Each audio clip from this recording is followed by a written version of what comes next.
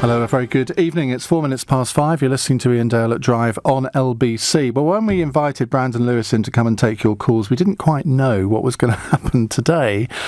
So there's lots for you to ask him about. He's the Conservative Party chairman. The number to call 0345 6060 973. You can watch us on Facebook Live and the LBC website at lbc.co.uk and also on Twitter. Welcome, Brandon. Good afternoon. An interesting day.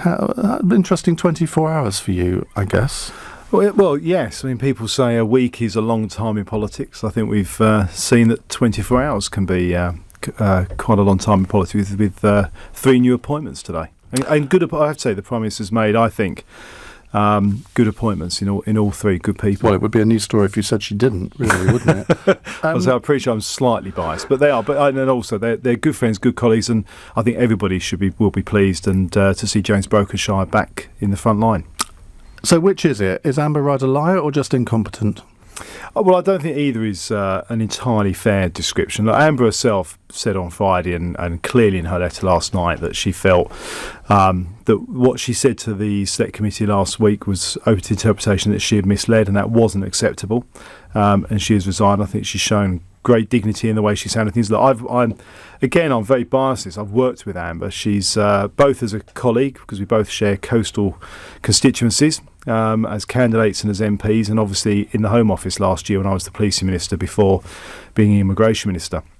And she is somebody who really has always cared passionately about doing the right thing by people, and I think you've seen that in the last 24 hours. What was her big mistake?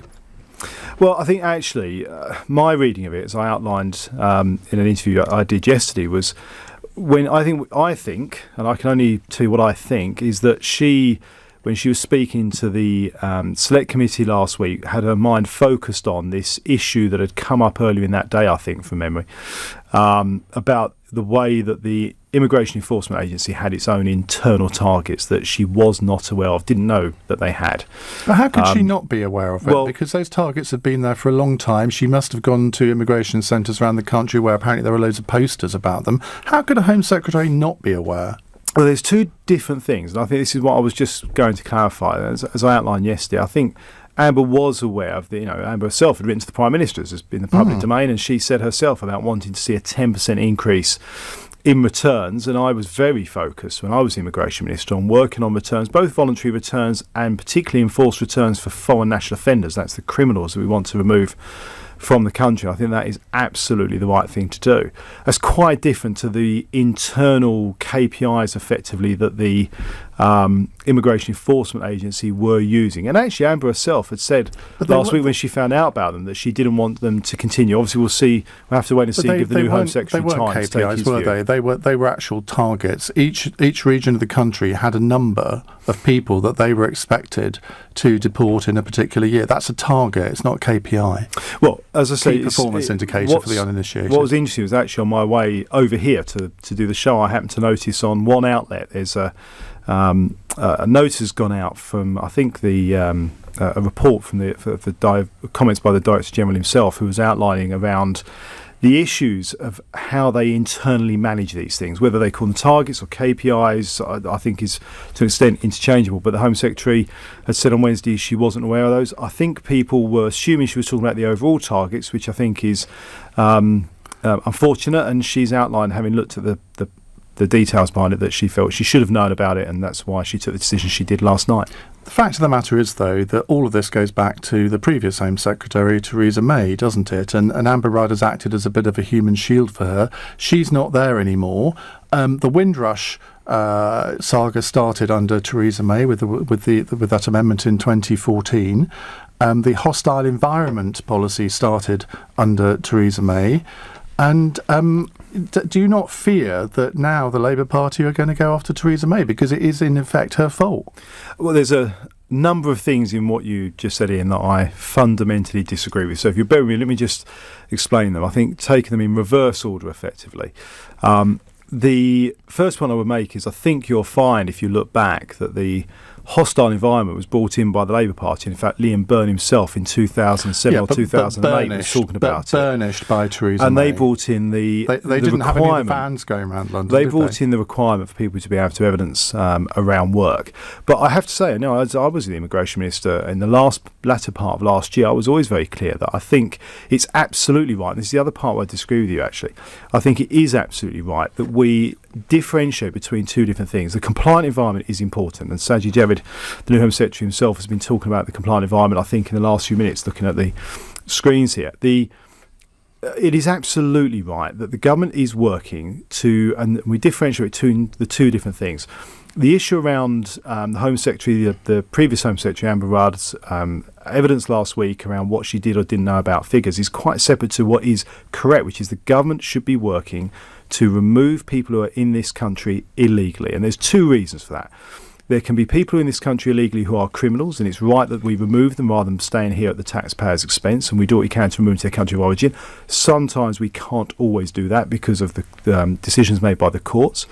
And the other thing is there are also people in this country illegally which is bad for the economy, but also who can be some of the most vulnerable people who are being exploited by rogue landlords, by modern slavery, and it's right that we work with them for voluntary returns so they can return home with dignity. And we do work in the region as well, obviously, to try and make sure they've got a good home to go to. The fact is, going back to the current situation, Theresa May saw the letter from the Home Secretary which said that they wanted an increase in 10% of deportations as a target. She saw that, so therefore she must have known right almost as soon as it happened that the Home Secretary had not told the truth to the Select Committee. And that was that Wednesday or Thursday? So why didn't she just ring up and say, you got this wrong, clarify it, and that should see an end to it? Well, as I say, I think there's 2 points there. First of all, I think having that ambition to see an increase in deportations and wanted to see deportations of illegal immigrants going up. It's a good thing. thing. You keep using this word ambition. Why do you keep using it? Because most normal people would think of it as a target. Well, I think I'm from memory using the language that was in the note. But even if it's a target, I think it's absolutely right. And as Theresa May herself has said, the Home Office had targets around these things. Are looking to increase the number of people we move who are here illegally. She knew about it. As I said to you in my opening remarks, I think, and I can, I can't read people's minds, but my understanding, what I think is that when Amber Rudd was speaking on Wednesday, she was thinking about these internal targets, KPIs that the Immigration Enforcement Agency was using, rather than that overarching issue, because that was already in the public domain. If that's the case, I mean, big deal. Why resign? Well, the Home Secretary herself... You don't resign over nothing, do you? Well, the Home Secretary herself has taken the view, as she said last night, having looked at all of the paperwork, looked at what she said on Wednesday, how it's been interpreted, that she felt she had inadvertently misled the committee, and being, as I say, the dignified person that she has just taken a view that was the right thing to do. And I think it's a real shame, having worked with her. I think she was a very good Home Secretary, something very focused on making sure she was, and she was, and I've seen this firsthand in various ways, making our country safer. And again, one of the things we have seen today is we have got a good talent pool in our party. That means we've got a new Home Secretary who's a very good... Given that you were Immigration Minister before you went to your current role, do you not feel at all culpable for the fact that the Home Secretary was unaware of some of this? Should you not have told her a lot of these things? Well, as I said yesterday, we had spoken from time to time, obviously in the context of last year, where we were dealing with the terrorism attacks, the work on the European Union, and looking to make sure we were doing our work to not just look after the most vulnerable people in the world who come here as refugees and genuine asylum seekers, but also returning illegal immigrants who are here and those foreign national offenders. And I did talk to her about that. We talked about that 10% increase that she was looking to see. I actually was looking to try and do better than that. You want to deliver for the British people. I think want to see that done. So we had those conversations. But as I said yesterday, we'd never had conversations about those internal targets, KPIs that the Immigration Enforcement Agency had. Do you accept, though, that tonally things need to change, that we need to hear less of this hostile environment? We certainly don't want to hear the go home vans again. That you've seen the fall off in support from ethnic minorities for the Conservative Party, which may come to haunt you on Thursday at the local elections. Do you think that the appointment of Sajid Javid is going to indicate not just a change in tone, but maybe also a change in policy? Oh, well, I'm not going to prejudge what Sajid may decide to do as Home Secretary in terms of policy. I think I'll let him have a few hours in the job to before he sets out his policy agenda. I think, look, having Sajid there is a fantastic thing to see. Sajid, somebody whose father came over to this country, as has been well reported in the past, son of a bus driver, in that great office estate is fantastic, but mainly because Sajid is a really good appointment. He is an excellent man, will be a great Home Secretary. But we had a caller on earlier. Ian, let me just finish the point. But let me also be very clear. The media have used this term hostile environment a lot. As I say, Liam Byrne, Jackie Smith, I think before that, has used it. I have to say, when I was Immigration Minister, I continually was talking about the compliant environment, because it's about doing the right thing and being compassionate about some of the most vulnerable people in the world. And there's two key things with this, as I said. Firstly, that we are helping people stopping them from being exploited and helping them return home with dignity. But also, and I think this is important, that we also make sure that we remember that the people who go through the system and are here legally are often the people who feel most strongly that should be abided by. Jackie Smith will have your guts for garters, because she never said it. It was actually under Alan Johnson's time. My apologies to Jackie if that's the case. But I had a caller on earlier who said, look, great that we've got somebody who's from an ethnic minority as Home Secretary, but let's put it this way. It's a token appointment because of the situation the Conservative Party finds itself in.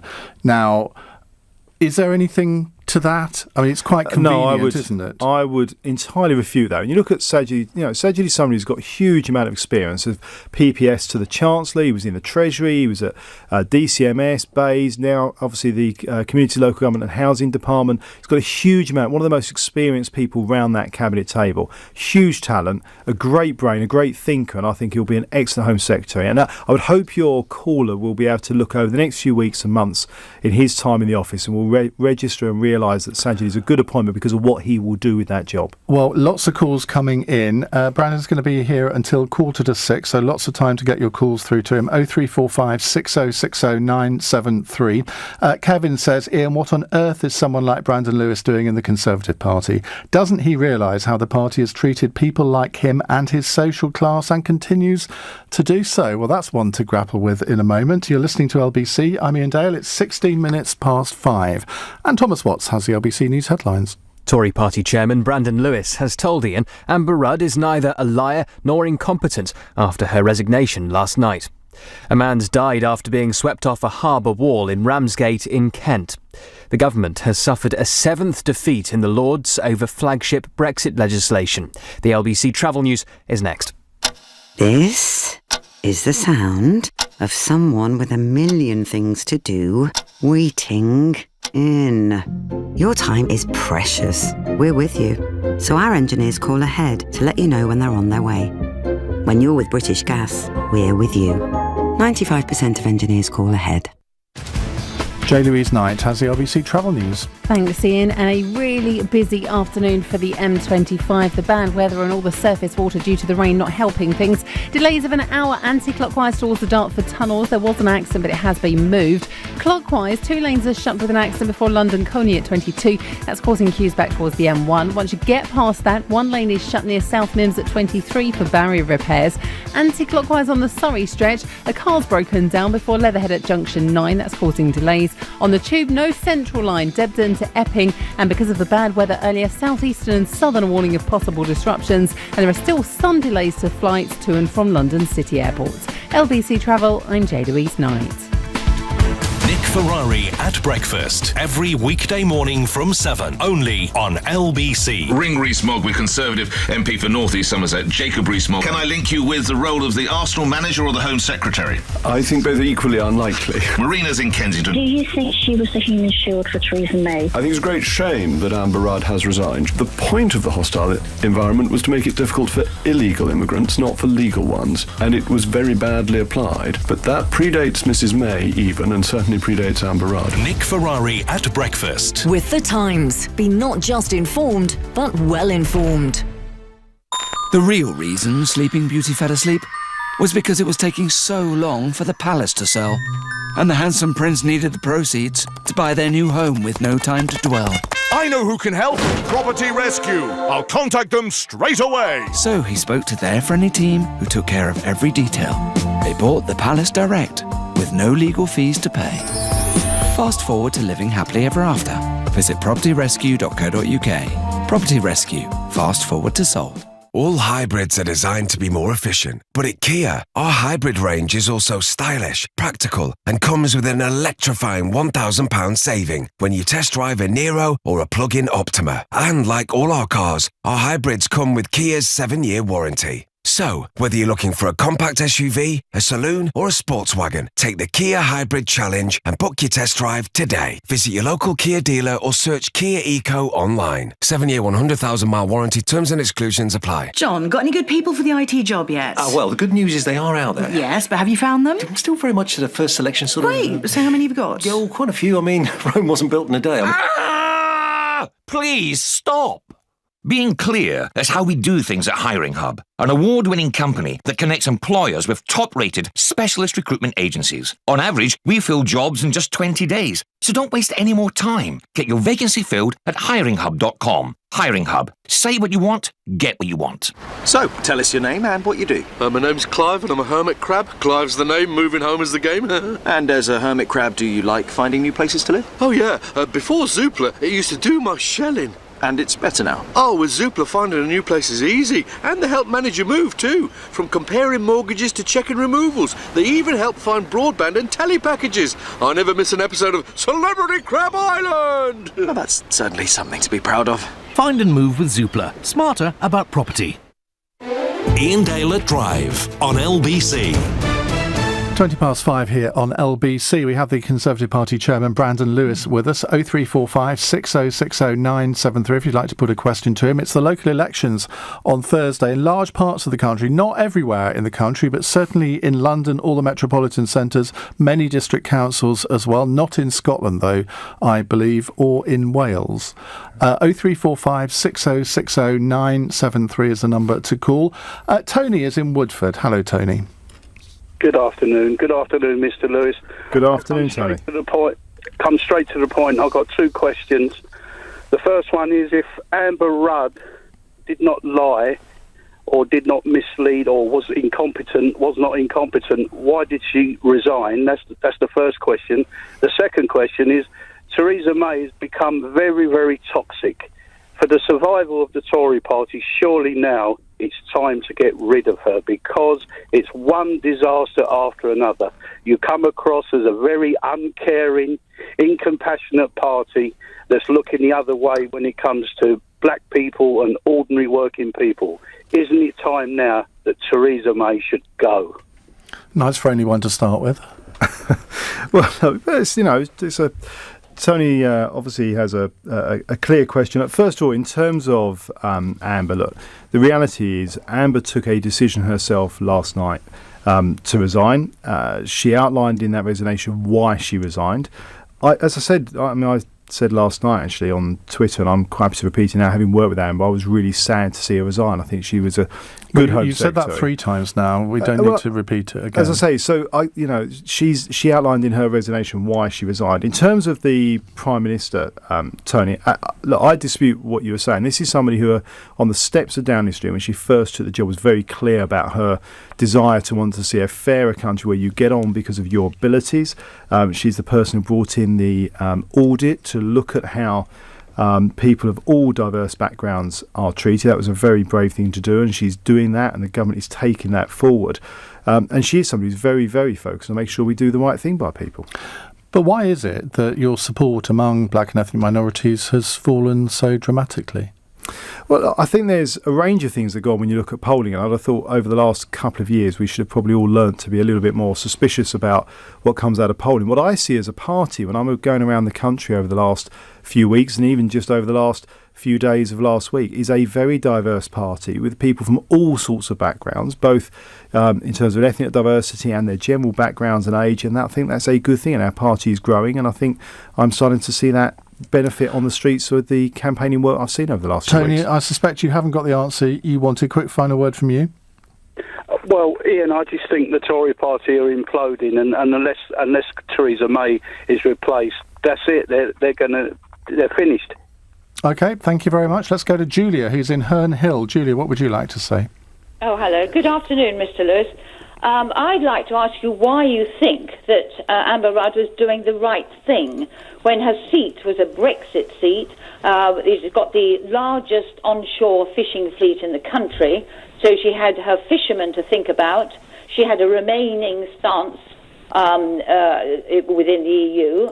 She wanted to stay in the EU, and also she was giving preferential status for EU nationals against Commonwealth citizens.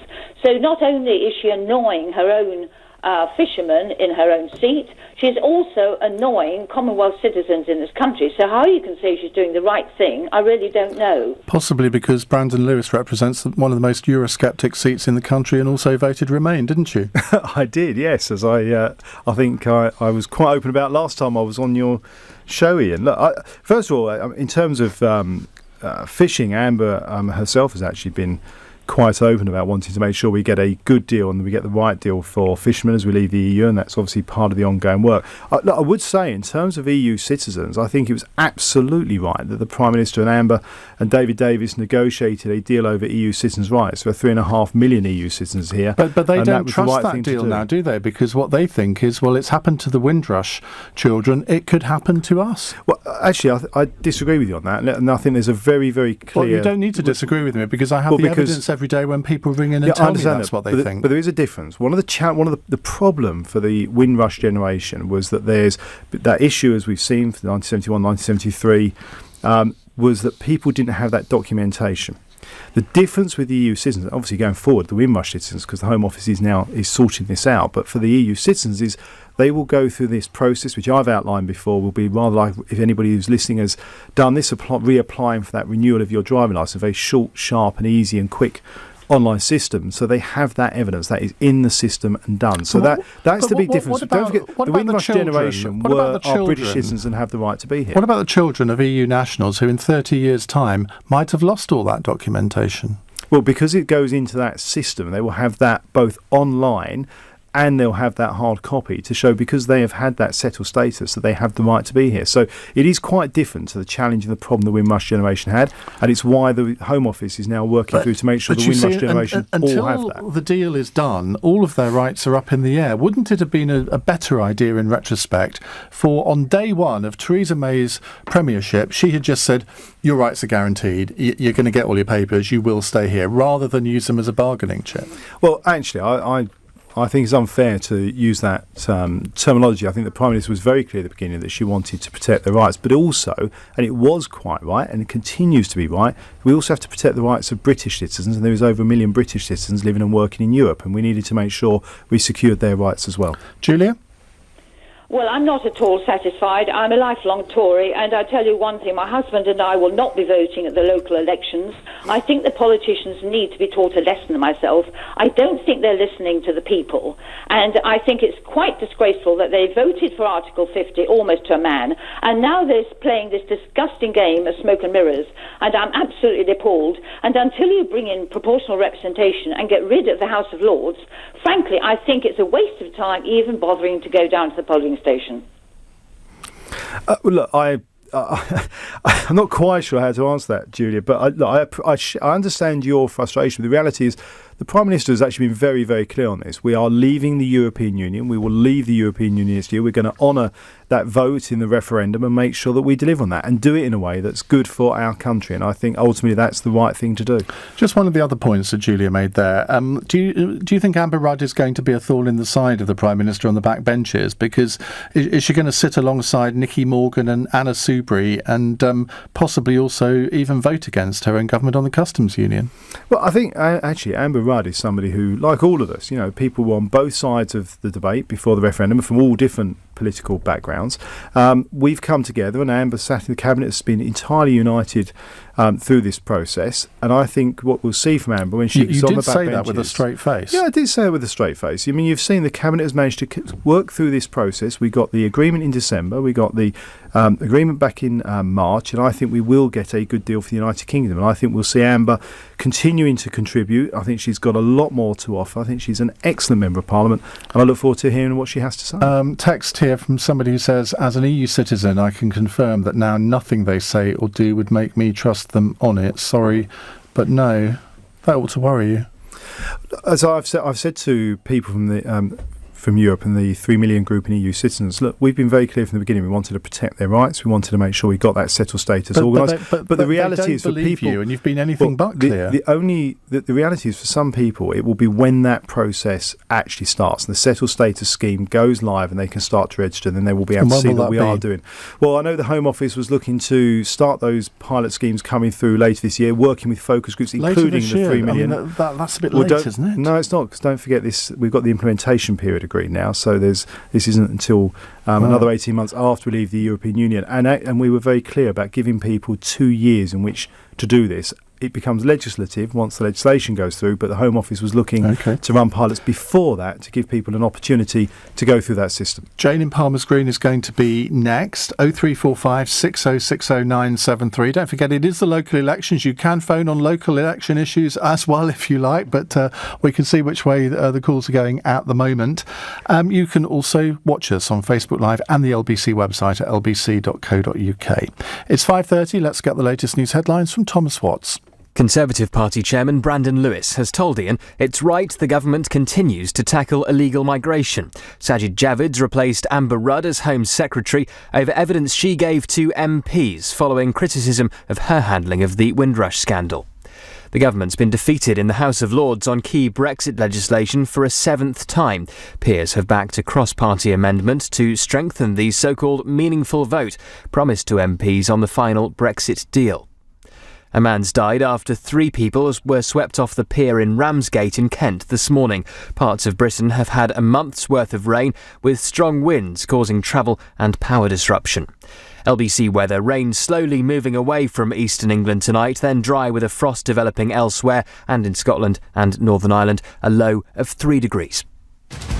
LBC travel and big problems for the M25. It's being held in both directions on the Surrey stretch now between junction 10 at Wisley and junction 9 for Leatherhead because of an investigation. There are solid queues on both directions there. Delays of an hour anti-clockwise towards the Dartford tunnels because of an earlier accident. Queues start at Swanee at 3. Clockwise it's slow from 21 for the M1 to London Colney at 22 after an accident which has been moved. Once you get past that though, it's slow towards barrier repairs near South Mims at 23. M4, if you're coming into town, one lane's shut just before junction 2 for Brentford on the elevated section where a car's broken down, and for the tube, no central line from Debden to Epping. LBC Travel, I'm Jade Louise Knight. All this week with the Open University, LBC will be carrying out a special report into adult learning and how it can change people's lives for the better. We'll be spending the week lifting the lid on the Open University, finding out what it's like to study, how everyone can learn while still earning, and how gaining new qualifications can help bring life and social change. All this week with the Open University and LBC. This is LBC. PPI. One question. Why have you still not checked if you're due a refund, even if you don't know if you've had PPI? Surely it's worth finding out. All Fast Track Reclaim Needs is the name of your bank. We'll check for PPI on every credit card, loan and mortgage you've ever had. For a 100% free, no obligation PPI check, text YES to 82727. That's YES to 82727. Fast Track Reclaim. Text YES to 82727. Forget everything you know about musicals. Bat Out of Hell brings to life the legendary hits of Jim Steinman and Meatloaf. In this outrageous, nostalgic, wild child of a rock and roll musical. Now playing at London's Dominion Theatre. Book now at batoutofhellmusical.com. All hybrids are designed to be more efficient, but at Kia, our hybrid range is also stylish, practical, and comes with an electrifying £1,000 saving when you test drive a Nero or a plug-in Optima. And like all our cars, our hybrids come with Kia's 7-year warranty. So, whether you're looking for a compact SUV, a saloon, or a sports wagon, take the Kia Hybrid Challenge and book your test drive today. Visit your local Kia dealer or search Kia Eco online. 7-year, 100,000-mile warranty. Terms and exclusions apply. When a stroke strikes, the damage spreads like a fire in the brain. When you spot any single one of the signs, think and act fast. F. Face. Has it fallen on one side? A. Arms. Can they raise them? S. Speech. Is it slurred? T. Time to dial 999. The faster you act, the better their chances. So even if you're not sure, act fast. Make the call. Dial 999. Approximately 70,000 children live in care in the UK. But there's probably more of something else. Spare rooms. Your spare room could be a safe place for a child or young person. And if you want to help, it's the first thing you need. If you have room in your home and your heart, you could foster through NRS Foster Care. Text CHILD to 60777 and NRS Foster Care will be in touch. Ian Dale at Drive on LBC. 5:34 here on LBC. Brandon Lewis, the Conservative Party chairman, is taking your calls. 0345 6060 973. It's the local elections on Thursday. You're in for a drubbing, aren't you? No, I think we're working hard for every single council seat around the country, and ultimately it's up to the good listeners and going out to vote on the day. And all over the country you see really good Conservative councils and really hard-working candidates pushing really hard for those votes on Thursday. There are some good Labour councils, though, aren't there? There's good councils of both parties, but what is absolutely clear overall is Conservative councils are more cost effective. They're on average about £100 cheaper than a Labour council. In parts of the country it can be a bigger gap than that, and they deliver good frontline services. I can think of, if you think of the Northwest, there's Conservative councils there who are investing substantially hundreds of millions of pounds in the local community, like Trafford, but are still £154 cheaper than their nearest other councils. You see Labour councils like Birmingham failing to even collect the rubbish, and while you've got Conservative councils keeping libraries open, looking at new, modern and innovative ways to do that and giving those good frontline services. All right, let's go back to your calls. Don't forget you can watch us via the LBC website at lbc.co.uk or on Facebook Live. Jane's in Palmer's Green. Jane, what's your question for Brandon Lewis, please? Well, I haven't got much question. I thought he's going to ask me some questions about Amber. Well, you ask the question, he'll try and answer them. Oh, okay. My question is, when is the Prime Minister going? Because she has to go with this scandal. I came to this country the same time as the Queen's Rush. Yeah. And it could be me. It could happen to me.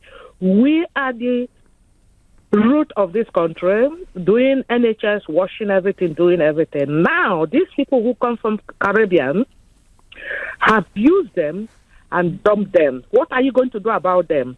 My suggestion is bring those you've deported back, rehouse them. There's no amount of compensation that is going to do any good for us to be satisfied. I've got 5 children. It could be them. It could be me. Okay, Jane, let's hear from Brandon Lewis. We've had lots of calls similar to Jane's. People feel incredibly betrayed. Jane wants to see the Prime Minister go. Well, she wants you to tell her when the Prime Minister's going to go and take responsibility for this. Well, look, Jane, first of all, I think the Prime Minister is doing a superb job for this country and will continue to be Prime Minister, and I'll fully support her to do that. But let me come to the point you make about people like yourself who are from that Windrush generation. I think it's a couple of things. First of all, the Home Office has now got this call centre open to help anybody who needs help, to do it from a very proactive point of view. They've already got people working through that system. I think 23 now. People from the Windrush generation have now had their documents sorted out and they're working with others. So we encourage people to make use of that opportunity. But also, let me be very clear, and I think Sajid Javid, again, even at the dispatch box this afternoon, has been very clear about this. As far as the Home Office is aware, not a single person has been deported through this system. But I also fully accept, as the previous Home Secretary and the Prime Minister said, we all owe an apology to people who have been through what is clearly a hugely traumatic experience, and successive governments have not picked this up and been able to deal with it. And it's right that we now get this done and get this dealt with properly. So, someone says on Twitter, what about an inquiry into the Windrush scandal? That sounds like a good idea, doesn't it, to actually find out exactly what happened and why? Well, actually, I think we already know what happened, and what the Home Office are now doing is putting this right and getting this right, working with people who feel that they might be part of that generation and want that support and that help. And putting aside the issues around compensation, I say it's been very clear that there's some misinformation out there. As far as the Home Office are aware, at this point, nobody has been deported through this, but we've got to make sure we get this right for the future. OK, Jane, thank you very much. Mark in Tooting says, Ian, when Mr Lewis is talking about good Tory councils, does he have Northamptonshire County Council in mind? And he presumably says that because it's gone bankrupt. Well, as I say, you will get around the country individual councillors, and it's why it's important that people look at their local council and what they can do. And in Northamptonshire, actually, it's a good example of why Sajid Javid is a very, very good Secretary of State. When there was an issue growing, a localised issue in Northamptonshire, he has stepped in and dealt with it. They're not actually going bankrupt. They don't have the money is there. Well, they and Sajid Javid has taken control of that situation. Actually, one of the decisions but can you tell me MHCLG will be making in the near future is about what they do about commissioners to go in there. Can you tell me a single Labour council that's been in the same situation? I do know of a number of Labour councils that are continually making the case that they don't have enough money, but haven't actually come forward to Tory councils say that, but there's no Labour council that is in the same situation as Northamptonshire County Council. And this is one of the challenges. Is the problem is you have councils, and often it's those Labour councils who will make that case, but still will spend money on huge amounts of PR rather than on frontline services. They won't be sharing chief executives and sharing services in the way that other councils do, and they can save substantial amounts of money doing that. Some would argue up to 18%, and that's a lot of money on those kind of budgets. OK, let's go to Dave, who's in Derry in Northern Ireland. Hello, Dave. Have you seen Michel Barnier today? I have not, no. Well, he's been around. I'm very interested, however, in asking Mr. Lewis what I would like to say is, well, I won't be voting on Thursday because in Northern Ireland here we won't be voting. However, there are 1 million Irish in Britain and a further 6 million Irish of Irish extraction direct with families in Ireland, and we're all very interested in your commitment to the border here. With regard to the border, are you going to reintroduce a border across Ireland? And secondly, post-Brexit, can you guarantee that those Irish working currently in Britain are not going to be subject to the same terrible harassment that the Afro-Caribbean population in Britain have been subjected to over the last several years? Why should any Irish person in Britain right now vote for the Tories on Thursday?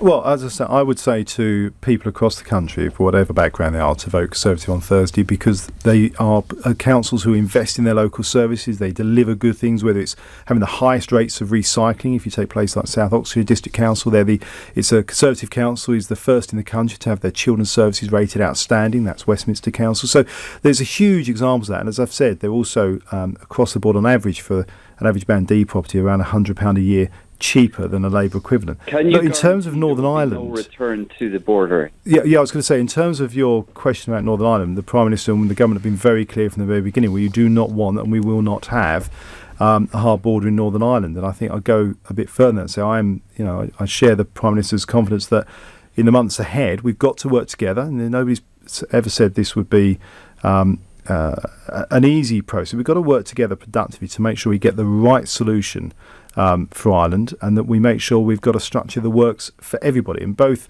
us in the UK and the EU themselves, to be fair, have been clear that finding a solution to that border, and one that respects and protects the Belfast Agreement and avoids a hard border, is of the utmost importance. And I think that's what you'll see over the next few months. And there are no solutions being proposed. And in fact, it's drifted off the agenda. And there's many Irish people in Britain are very anxious to know what's going to happen now, and what's going to happen regarding their status after Brexit. Well, they're going to be voting on Thursday. Well, I would say to you, it hasn't drifted on the agenda at all. We've said, not only have we said on regular points that we will only agree to a deal that respects and adheres to Northern Ireland's unique circumstances, but also that we're working towards October this year, and that's why it's important that over the next few months we and the EU are working together to agree a positive solution. And as I've said earlier on, there are two, obviously, processes that are working at the moment. That Home Office have got that system in place to work with anybody who wants to contact them, that wants to be sure about where they stand in terms of their future. And of course, as we've said, that settled status scheme will come forward. OK, Dave, thank you very much. Final question from John, who's in Reading. Hello, John. Hi there, mate. How you doing? Hi, all right. What would you like to say? My question is quite a simple question. The Muslim Council of Britain have inquired for a second time whether or not the Conservative Party will have an independent inquiry into Islamophobia rooted in the Conservative Party. Will you support an independent inquiry into the members, councillors, MPs, etc.? Well, in the first instance, Dave, I would dispute that is an issue that exists in the first place. I've actually got a meeting on this evening with Saida Vazi myself. She thinks there is an issue, doesn't she? I'm going to have a conversation with Saida and make sure we take something forward in a positive way. Interview without coffee? And I'm hoping I might get a cup of tea at least. But actually, I was very clear before these local elections started that we would have a respect code. I'm still disappointed and somewhat surprised the Labour Party have never stood up and done a similar thing, and we've seen some really abusive and horrible things coming forward from the hard left, which often goes completely undealt with. I was clear from the beginning that if we have candidates who breach that kind of respect code, who show abuse of any sort online, we would suspend them. I followed through on that, including somebody just last week who fell into that category you've outlined, Dave, and I will continue to do that. We have to conduct ourselves with them, though. Why don't you just throw them out? Because it's quite clear what they've done. Well, because there is an issue about due process. So we have to suspend. There is the investigation, then we will take a final decision. But we will not tolerate that kind of behaviour in the party, and we will deal with it as soon as it comes to our attention. John? Dave? I don't really believe that at all, because of all the examples, which I'm not allowed to give, I see online and I see in the newspapers. I don't believe you'll do anything about this, and you'll just hopefully think that will get swept under the carpet. Well, let me just challenge you there, Dave, because there's something I saw. John. Oh, is it John? Sorry, I do apologise. Dave was the previous one. Well, sorry, but John, let me be very clear. Look, I saw something online very, very late last night, and that actually was an image of somebody we had already suspended for putting out something that was completely unacceptable, and people saying, why are you not doing anything? We acted straight away. And we will, and I'm being very, very clear about that. And it's in complete contrast if you look at what's happening in the Labour Party, where reports are they've got over thousands of complaints about anti-Semitism. They're only dealing with about 300 and just not getting any feedback on that. If we have these kind of issues and they're brought to our attention and there has been a breach of that respect code or abuse in any way, we will deal with it. It's not acceptable. We won't tolerate it. Just quickly, Simon on Twitter really was asking exactly the same question as John, except he said, please, can you ask Damien Lewis what he intends to do? Biggest compliment you like to get from our listeners there, Brandon. I've not been in Billions yet, but I've heard it's a good show. Yeah. OK, thank you very much indeed. That's Brandon Lewis there, the chairman of the Conservative Party. I'm sure we'll be speaking to him on LBC, maybe on our election night coverage on Thursday, or with Nick Ferrari to talk about the local election results. You're listening to LBC. It's 5:46. Conservative Party Chairman Brandon Lewis has told Ian it's right the government continues to tackle illegal immigration after criticism over the Windrush scandal. A man's died after being swept off a harbour wall in Ramsgate in Kent. The government has suffered a seventh defeat in the Lords over flagship Brexit legislation. The LBC Travel News is next. Winston Wolfe here. Now picture this. You're cruising along listening to the radio. Maybe you stop for a muffin on the way. It's all rosy. Until bang, you're in Pothole City, and your blood is boiling. But then you remember you're with Direct Line. So, unlike with other insurers, you won't lose your